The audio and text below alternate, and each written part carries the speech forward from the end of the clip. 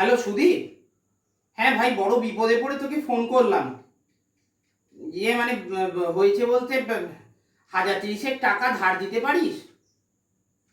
হ্যাঁ মানে একটু দরকার ছিল আর কি। আরে কিসের দরকার বলতে, দেখ না, গতকাল ওই ফ্রেন্ডশিপ ডে গেছে না। হ্যাঁ, এবার আমি ওই কয়েকটা পুরনো বন্ধুর একটু ছবি টবি নিয়ে আর কি ওই ফ্রেন্ডশিপ ডে উইশ করেছিলাম। হ্যাঁ, এবার খেয়াল ছিল না আসলে ওদের থেকে, মানে কখন কার থেকে কি নিয়েছি খেয়াল নেই তো।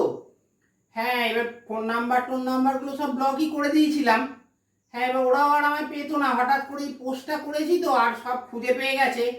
হ্যাঁ, এবার ওই ফেসবুকে একদম কমেন্ট সেকশানে এসে খুব গালমন্দ করছে রে, আর টাকাগুলো ফেরত চাইছে। হ্যাঁ মানে একদম সবাই দেখছে তো, তাই বলছিলাম তুই যদি একটু। কি? সামনের বছর? হ্যাঁ, সামনের বছর তোকে নিয়েও আমি নিশ্চয়ই ফ্রেন্ডশিপ ডে আমি পোস্ট দেবো।